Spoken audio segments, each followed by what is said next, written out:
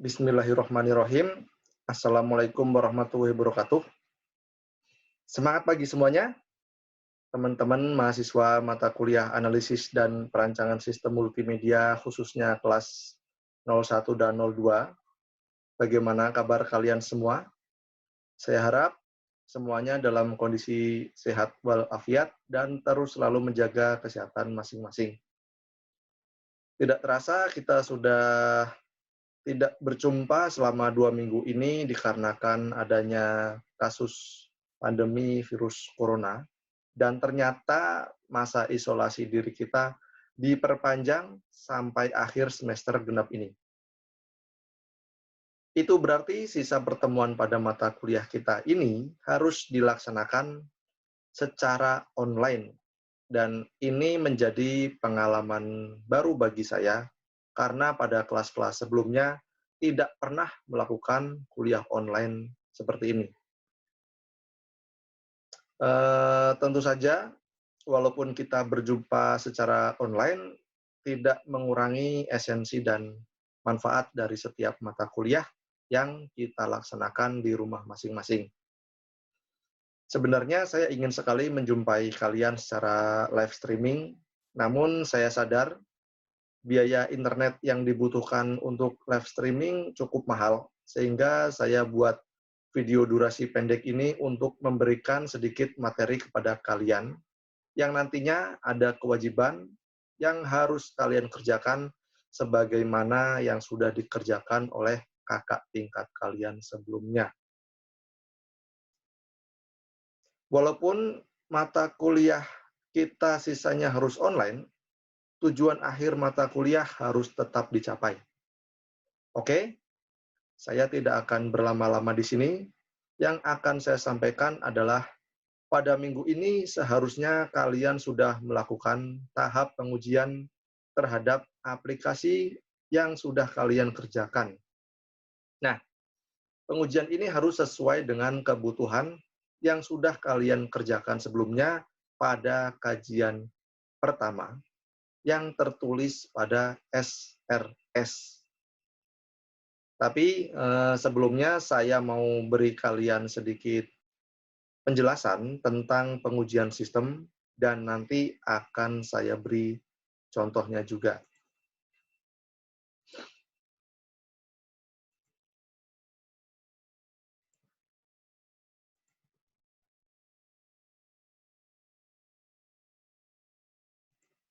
Nah, ini adalah contoh tabel pengujian yang sudah dikerjakan oleh kakak kelas kalian, di mana mereka membuat aplikasi promosi perumahan menggunakan AR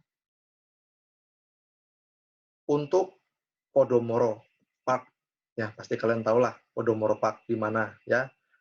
Nah, ini adalah tabel pengujian. Yang pertama ini adalah kebutuhan-kebutuhan yang diinginkan oleh Podomoro Park, ya, yang disebut dengan SRS. Nah, Podomoro Park Bandung ini ingin desain UX, UI UX-nya seperti ini, ya, seperti sistem menampilkan splash screen, sistem menampilkan video bumper, sistem menampilkan slogan, ya, dan lain-lain. Ada 22 kebutuhan untuk UI UX. Kemudian ada kebutuhan fungsi animasi, ya, ada animasi pop up, ya, kemudian ada 3 buah garasi pintu depan balkon, ya, pada saat animasi pop up dan lain-lain. Ada total 24 kebutuhan untuk animasi. Kemudian untuk objek 3D-nya, ya, ada 15 kebutuhan. Misalkan nih, sistem menampilkan objek 3D rumah, ya, sistem menampilkan objek 3D pohon, sistem menampilkan objek 3D toilet. Nah, itu semuanya harus detail. Apa yang diminta oleh Podomoro Park, itu harus ditulis. Nah, kemudian ada tanda tangan, ya, asisten manager advertising and promotion, kemudian diberikan stempel. Yang ini berarti ini adalah dokumen sah tentang kebutuhan sistem terkait promosi atau aplikasi promosi dari Podomoro Park. Kemudian ya ada tabel pengujian. Nah, ini yang akan kalian kerjakan. Tabel pengujian ini adalah memastikan bahwa setiap kebutuhan yang tadi di atas ini ya sudah dipenuhi. Ya. Jadi setiap poin itu harus diujikan dan harus terpenuhi oleh penggunanya. Di sini penggunanya adalah Podomoro. Misalkan bagian desain UI UX. Ya, tadi UI UX itu total ada 22 poin. Kemudian saat pengujian ya juga ada 22 poin. Nah, dan semuanya harus diujikan, dicek oleh penggunanya. Ada di bagian checklist. Ini sesuai atau tidak sesuai. Dan ada paraf dari kliennya atau usernya di setiap halaman. Begitu juga desain animasi dan desain 3D objek tadi. Semuanya harus sesuai dengan kebutuhannya. Dan tabel pengujian ini juga harus ditandatangani oleh klien. Yang artinya bahwa aplikasi ini sudah sesuai dengan kebutuhan penggunanya. Nah, seperti itu. Tapi sedikit saya jelaskan.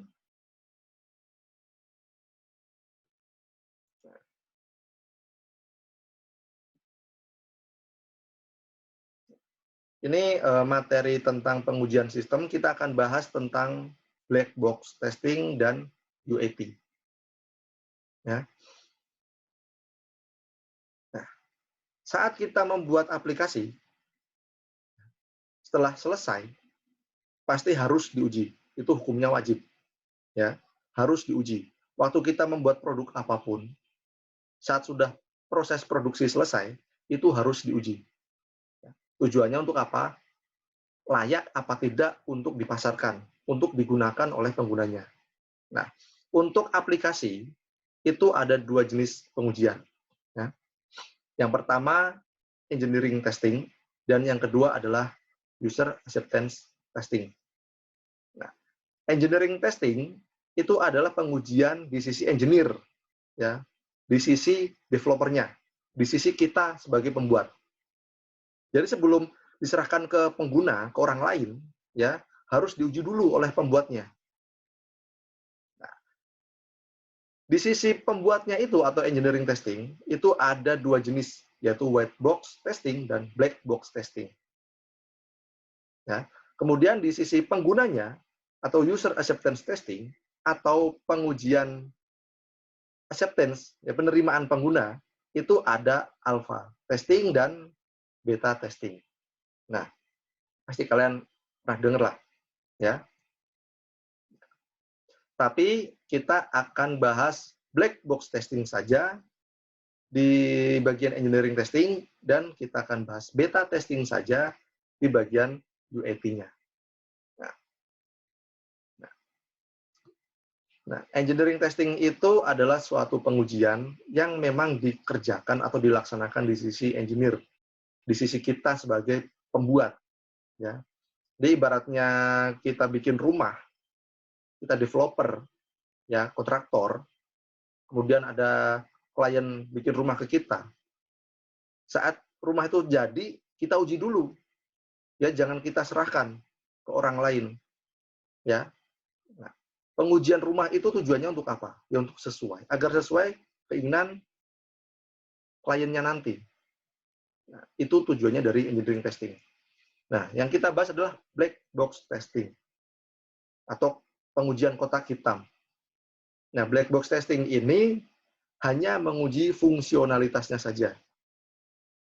Ini bekerja apa tidak? Ini lancar apa tidak layaknya fungsi ini. Kalau tadi bikin rumah, ngecek pintu ini layak apa tidak fungsinya sebagai pintu. Ya. Kloset ini bekerja apa tidak layaknya sebagai kloset. Dan seperti itu. Itu fungsional. Ya. Kebutuhan fungsional ini yang akan diuji, itu sudah kalian tulis di dokumen SRS, di kajian pertama, di asesmen pertama. Ya. Nah, itu yang akan kita kerjakan. Jadi, saat black box testing, itu kita nggak peduli dengan bagian dalam, ya, bagian dalam dari fungsi itu. Saat kita lihat rumah kita, mau nguji, pintu itu layak nggak itu disebut pintu? Oh, ternyata layak. Nah, kita nggak peduli pintu itu terbuat dari apa, dari kayu jenis apa, catnya apa, ya. Tembok, oh itu tembok layak ini. Tapi kita nggak tahu itu rasio perbandingan pasir sama semen sama airnya itu kita nggak tahu. Nah, kita cuek di situ. Nah, itu tujuan black box testing itu di situ. Begitu juga aplikasi. Ya, waktu kita nguji aplikasi, kita nggak peduli itu source code-nya pakai apa. Yang penting itu jalan aja. Ya, itu sesuai kebutuhan kita. Nah, jadi hanya kita lihat, kita rasakan, oh itu layak, clear. Nah, tujuan dari black box testing seperti itu. Beda sama white box testing. Ya, kalau white box testing itu lebih ribet lagi. Kalau white box testing itu memang lebih fokus ke susunannya, susunan struktural di dalamnya. Ya, kalau misalkan ini tadi ngecek tembok, oh temboknya kuat, bagus, ya. Kemudian dibongkar temboknya sedikit, loh ternyata susunannya, rasionya, campurannya nggak pas, harus diperbaiki. Nah, itu kalau white box testing. Begitu juga aplikasi. Waktu kita ngecek suatu tombol itu diklik jalan, ya sudah kita nggak peduli dengan struktur di dalamnya itu kalau black box testing. Tapi kalau white box testing ngecek tombol, sedangkan skrip untuk membuat tombol itu macam-macam. Ya.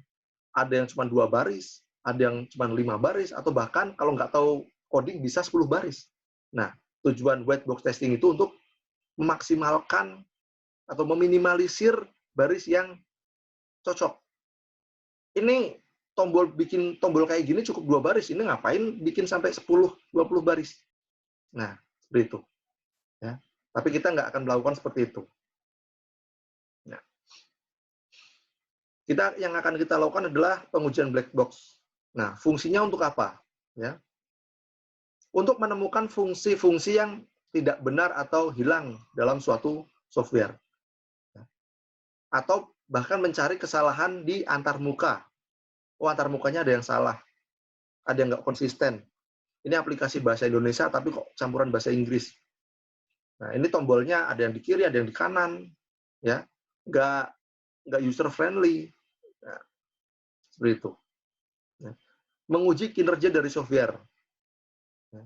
Jadi memang fokusnya memang ke kinerja, performance dari beberapa fungsi yang ada di perangkat lunak tadi. Nah, lalu apa sih kelebihan dan kekurangan dari pengujian black box testing itu ya? Nah, kelebihan black box testing itu dapat memilih subset test. Nah, jadi setiap fungsional, subfungsional, sub-subfungsional itu bisa dilihat lebih cepat, ya lebih efisien dan efektif. Ya. Kemudian dengan black box testing tadi langsung dapat menemukan cacat secara fungsi. Ya. Kemudian investasinya bisa dimaksimalkan. Kemudian ada satu kelemahan di black box testing. Si pengujinya itu nggak yakin itu softwarenya itu benar-benar lulus uji apa enggak. Ya. Bisa jadi secara fungsional itu lancar, tapi ternyata size-nya besar. Aplikasi kayak gini kok size-nya kok puluhan atau ratusan mega. Karena apa? Banyak sekali itu source code yang mubazir di dalamnya. Tapi secara fungsi emang berjalan. Nah, itu. Itu kelemahan dari black box testing. Nah, contohnya ini aja. Ada tombol. Ya. username. Kita memasukkan inputan username itu kan macam-macam, ya. Bener nggak itu yang dimasukkan username? Secara fungsi bener, oke. Password, ya, password secara fungsi bener, oke. Waktu dipencet tombol clear, semuanya bersih, oke, selesai. Waktu diklik ubah, datanya berubah, oke. Waktu diklik oke, tersubmit, oke. Nah, itu secara fungsi betul, ya, black box testing. Tapi kalian nggak tahu ya, untuk membuat script text field username dan password itu banyak sekali varietasnya, ya. Kalau kalian pernah belajar web programming di tampilan seperti ini atau desktop programming, yang namanya membuat script password aja macam-macam. Kondisinya banyak sekali. Ya nggak? Nah, itu kalau kita ngecek di white box testing. Tapi kita akan lakukan seperti itu. Nah, tampilan seperti ini, asal setiap elemen itu berfungsi secara benar, ya sudah, benar.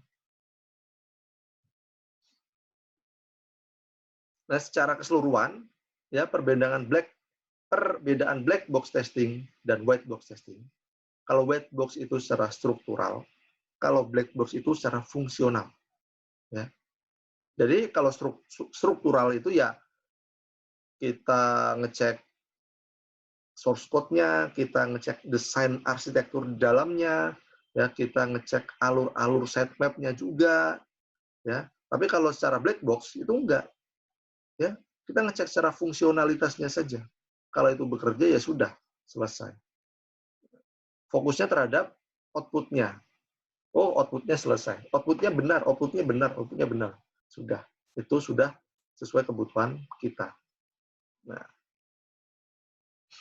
Nah, kemudian ada pengujian yang dikerjakan di sisi pengguna. Pengguna aplikasi, bukan pembuat aplikasi. Itu namanya UAT, atau User Acceptance Testing. Nah, ini adalah pengujian setelah lulus engineering testing. Ya. Kemudian setelah lulus engineering testing, si developer itu ngomong sama si klien, ini aplikasinya sudah selesai. Coba dicek sama bapak sama ibu, udah cocok nggak? Nah, itu baru dilakukan pengujian di sisi pengguna. Pelakunya siapa? Tentu saja klien atau pengguna dari aplikasi itu. Kita akan bahas tentang pengujian beta. Kalian pernah pasti kan memakai aplikasi beta, ada embel-embelnya beta. Nah, itu adalah aplikasi yang belum selesai. Aplikasi beta itu biasanya digunakan untuk mencari kesalahan ya, atau masukan dari usernya. Jadi di situ ada fitur tertentu yang menerima feedback dari penggunanya. Nah, pengujian beta itu disebut juga pengujian lapangan yang benar-benar mensimulasikan kejadian nyata yang dialami oleh pengguna. Tujuannya untuk apa sih? Ya, agar developer itu mendapatkan masukan. Ini kurangnya apa dari pengguna? Kenapa? Ya karena memang pengguna itu pengguna akhirnya, bukan developernya. Ya. Nah, kalau di alpha testing itu posisinya adalah sebelum beta testing. Nah, alpha testing itu pengujian pengguna, tapi ada di sisi masih ada campur tangannya dari developer. Ya, masih ada campur tangannya developer. Jadi waktu aplikasi selesai, ya, itu developer ngomong sama kliennya, ngobrol. Ini aplikasi sudah selesai, ngobrol gitu kan. Ada masukan apa enggak? Kalau nggak ada masukan lagi, silahkan ini aplikasi digunakan secara nyata oleh penggunanya. Nah, baru itu masuk ke beta testing. Jadi beta testing itu aplikasi benar-benar digunakan oleh pengguna tanpa ada campur tangan lagi oleh developer. Ya. Kalau ada keluhan, tinggal masukkan feedback dari aplikasinya. Nah, itu beta testing. Beda sama alpha testing tadi. Alpha testing itu masih ada campur tangannya dari developer. Tapi sudah ada ngobrol sama pengguna. Nah, kemudian di beta testing, full pengguna yang pakai. Nah, lalu, beta testing disebut sukses itu gimana? Ada beberapa hal. Ya. Yang pertama adalah biaya testing. Seminimum mungkin jika pengujian beta itu dilakukan dengan minimum biaya, itu lebih bagus. Aplikasinya belum beres, tapi biayanya besar, itu kadaluarsa. Ya sayang, apalagi banyak kesalahan, udah keluar uang banyak, aplikasinya banyak masukan. Nah, aplikasi yang memiliki masukan yang sedikit dengan biaya yang sedikit, nah itu adalah salah satu faktor keberhasilan dari beta testing tadi. Yang kedua adalah jumlah partisipan atau jumlah user yang menggunakan aplikasi itu. Semakin banyak pengguna yang menggunakan aplikasi itu, semakin bagus. Nilainya akan semakin valid. Ya. Aplikasinya akan semakin banyak masukan dan harus diperbaiki apa saja. Jadi semakin banyak jumlah partisipannya, semakin bagus. Kemudian shipping atau delivery-nya. Bagaimana aplikasi itu bisa nyampe ke tangan pengguna. Nah, kalau kalian pakai aplikasi-aplikasi beta, biasanya kalian download atau mungkin lewat iklan atau mungkin dikasih tahu oleh teman atau kerabat. Nah, itu adalah delivery dari aplikasi agar nyampe ke tangan kalian. Nah, kemudian durasi tes. Nah, tentu saja ya, semakin lama durasi tesnya, itu juga semakin bagus. Hasilnya akan lebih valid data-datanya. Kemudian adalah cakupan demografis atau demographic coverage. Nah, jadi maksudnya gini, cakupan demografis itu dari jenis, bentuk, ya. Misalkan kalian mengecek atau menguji aplikasi ini ke banyak pengguna. Nah, banyak pengguna itu, cakupan demografisnya adalah dari segi usia, dari segi profesi, dari segi karakter penggunanya, kemudian dari segi apalagi ya, hobi. Nah, itu cakupan demografis. Jadi semakin banyak karakter-karakter tadi yang dikumpulkan untuk sebagai dijadikan partisipan, itu lebih bagus. Oh, ternyata dari usia 40 ke atas butuh aplikasi yang seperti ini. Oh, ternyata untuk profesi yang seperti ini butuh aplikasi yang seperti ini. Nah, kalian akan lebih banyak mendapatkan masukan untuk memaksimalkan aplikasi kalian. Nah, oke. Itu adalah tujuan dari beta testing tadi. Nah, saya ada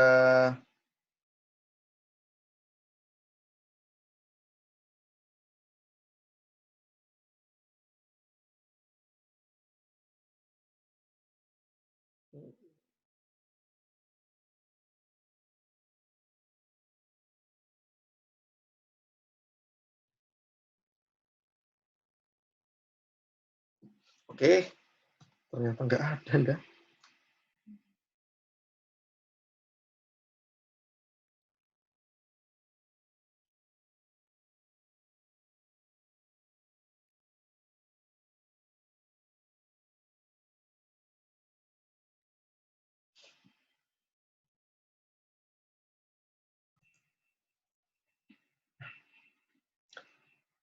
Saya ada aplikasi belajar transportasi darat pakai AR yang tidak melewati pengujian. Nah,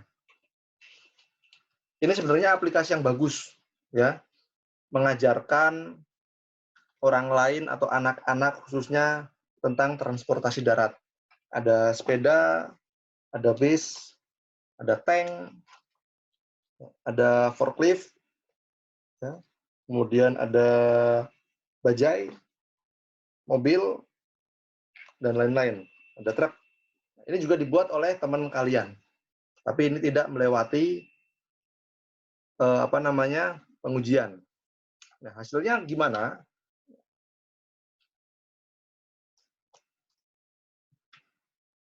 Nah, ini ada sepeda nih.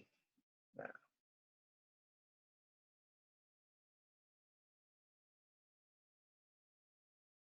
nah, AR-nya muncul, objeknya muncul, audio bel sepeda muncul, ya. Secara fungsi AR-nya muncul. Tapi layak nggak kalau pergerakan motion dari sepeda ini dipasarkan ke pengguna?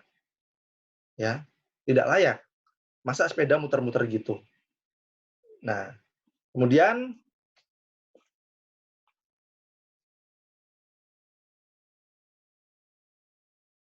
nah ini ada bis. Nah, bisnya juga muter-muter. Nah, ini kan nggak layak untuk dikonsumsi istilahnya kan. Kemudian, oke, nah ini bagus ini. Secara fungsi semuanya jalan. Tanknya maju, ya. Kemudian ada audio, suara kendaraan dari tank tersebut. Nah,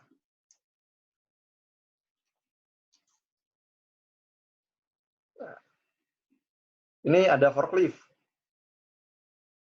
Nah, ini juga bagus, ya. Secara fungsional, jalan.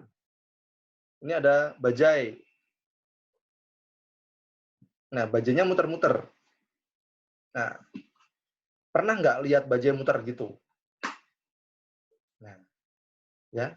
Walaupun mungkin maksudnya ingin memberikan motion tentang objek 3D, tapi baiknya yang logikanya sesuai kenyataan aja.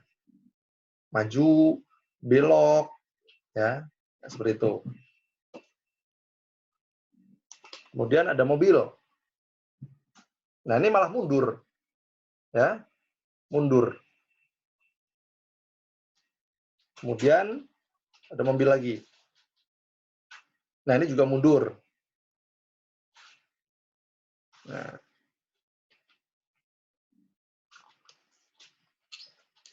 dan yang terakhir adalah truk. Nah, truknya kayak ngedrift gitu ya.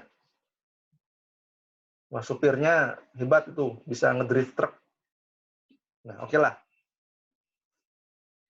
Jadi intinya seperti itu, ya. Tujuan black box tadi itu untuk memastikan tiap fungsi yang ada di aplikasi itu memang sesuai kebutuhan.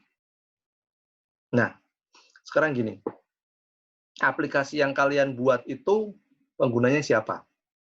Kalau tadi waktu bikin aplikasi promosi untuk Podomoro, itu penggunanya memang orang Podomoro. Jadi yang nguji ya orang Podomoro. Bagian promosinya, tadi ada asisten manager advertising and promotion. Nah, yang akan merepotkan adalah kalau kita bikin aplikasi yang akan digunakan oleh khalayak umum. Ya, khalayak umum, orang banyak. Ya, seperti Facebook, Twitter, Instagram, itu kan untuk orang umum. Nah, itu artinya kalian harus bisa mendapatkan pengguna sebanyak mungkin. Tadi ada success factor, ya. Ada number of participants, ya, ada demographic coverage. Nah, itulah yang akan memaksimalkan aplikasi kalian. Tapi kalau kalian bikin aplikasi khusus untuk pengguna khusus tadi, ya seperti PT Podomoro, atau mungkin kalian bikin aplikasi belajar yang digunakan oleh instansi atau sekolah, itu akan lebih mudah. Ya, mungkin ada di antara kalian yang bikin aplikasi untuk sekolah atau aplikasi umum. Nah, itu penggunanya harus tepat. Tugas kalian untuk minggu depan adalah menguji setiap fungsionalitas di aplikasi yang kalian buat, dicatat seperti tabel tadi. Dan kemudian divalidasi dengan stempel, ya, bukan diisi sendiri, di stempel sendiri. Oke? Nah, kalau penggunanya itu sekolah, ya kalian bisa ke gurunya. Aplikasi belajar alfabet untuk anak TK. Ya, anak TK nggak bisa ngisi kuesioner, apalagi ngisi jawaban-jawaban, ditanya-tanya, ini bagus nggak animasinya, ini bagus nggak objek 3D-nya, AR-nya gimana, ya nggak ngerti. Tanya gurunya, Bu, sudah sesuai tidak dengan bahan ajar yang ada di sini. Nah, 1 orang. Kalau misalkan aplikasi itu yang dibuat untuk khalayak umum, ya, saya minta minimal 10 orang, 10 pengguna cukup. 10 pengguna itu berarti ada 10 kuesioner yang harus diisi oleh masing-masing penggunanya. Ya, itu rezeki kalian masing-masing. Oke? Nah, contohnya seperti ini tadi.